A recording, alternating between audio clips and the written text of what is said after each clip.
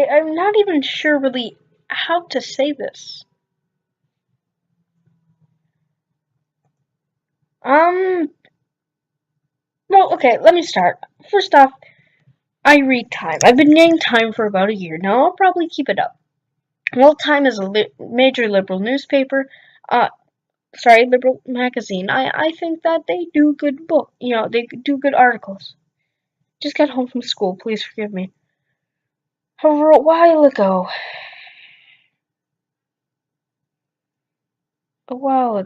and I mean, okay, so basically, this article is written by a man named Joel Stein, okay? And it's not that bad. He does a good job, and it's obviously for comedy, but the idea of it, the plain idea of it,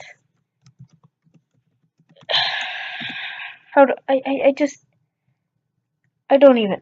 Anyways, the title of the article is called Why Older People Shouldn't Vote and Other Ideas Unpopular with My Parents. I cried when I was making this. This is not okay whatsoever. Yeah, I want to apologize. Let's get right into it. Sorry about crying. I'm going to be reading it, and I know this is very, very weird, but let's get started, okay? Why older people shouldn't vote and other ideas unpopular with my parents. Joel Stein. Old people aren't good at voting. I don't simply mean that they don't vote like I do. Or I would also say that old people are bad at watching TV, picking restaurants, and gauging my interest in stories about their friends' children. Okay, so I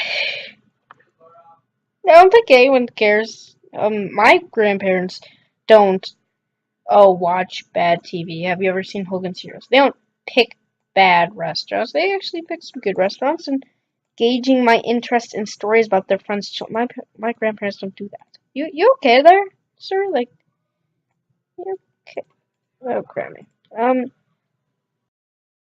No, people vote short-sightedly, choosing the least progressive outcome. In surveys in the US and UK, people over 65, compared with people under 30, were nearly twice as likely to be against gay marriage, twice as likely to be pro-Brexit, and half as likely to support legalization of marijuana.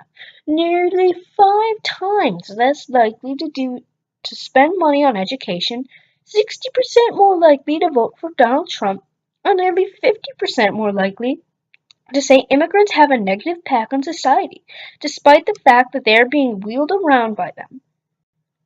Whether these figures are accurate or irrelevant, since old people are bad at Googling. Wait. So it's just old people aren't good at voting. I don't simply mean that they don't vote like I do, or I would also say that old people are bad at, right? So he's saying that like it's not because of their political orientation. No, old people vote short-sightedly, choosing the least progressive outcome. Wait a minute. So, wait, wait, wait. So it's not. Basically, what he's saying is, it's not because they vote from standpoints that I don't agree with. It's because they vote from standpoints I don't agree with. God, fucking be king. Anyways, let's keep going. So, what's the big deal? I guess I just don't. This is the part I started crying at, right? Anyways, I guess I don't really get what's wrong with being for Brexit. I support the legalization of marijuana, but that's just me, and you have every right not to. Um, I'm for Trump. I'm for Regression, so should I not be able to vote? Is that it? When I ran this idea by my 76-year-old father, he partly agreed. If a 90-year-old has what you can define as dementia, you can test for it, he said. I explained to him that I was thinking more of a 76. I also explained that the problem wasn't that seniors forget things as much as they remember the world of 60 years ago and want to reproduce it. But one challenge of arguing with old people is that because of all that table news watching and founding father book reading, they know more. My dad mentioned stare diseases,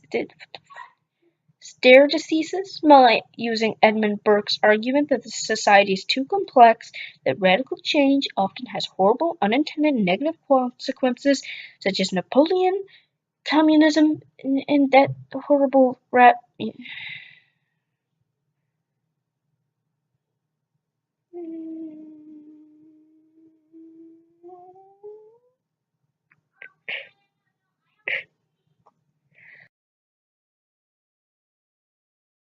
I like this Edmund Burke guy.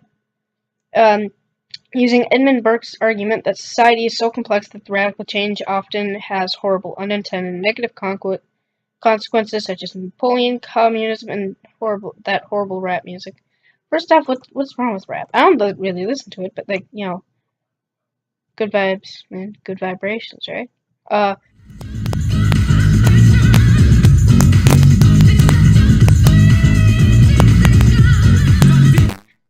Consequences such as man.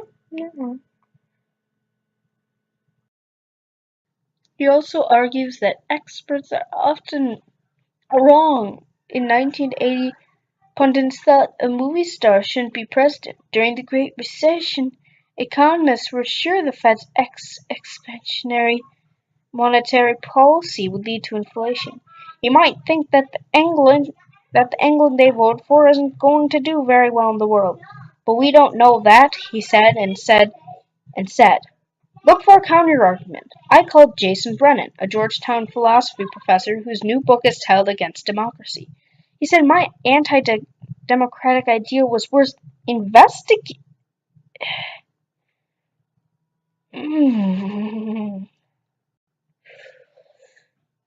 As it might lead to a better result.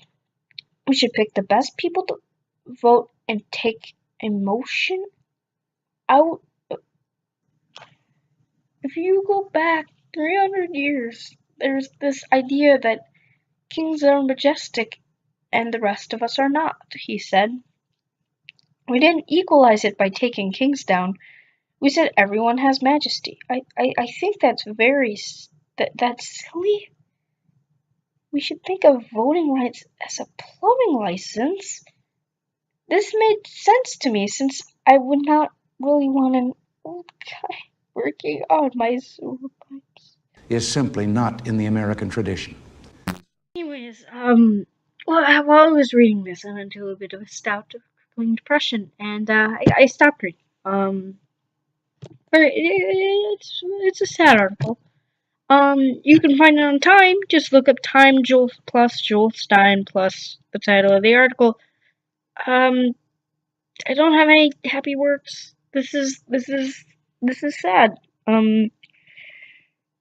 Anyways, I might as well tell you that we're hoping to get some new videos up very soon. We're hoping to post them every Friday or Saturday. We're working out a schedule because there's 3 of us. The person who's actually uploading, the person, everyone has a different job. But anyways, we're going to be doing a video on budget cuts, globalization, and transgenderism soon. So hope you enjoy. Can't wait to see you. Till then, bye.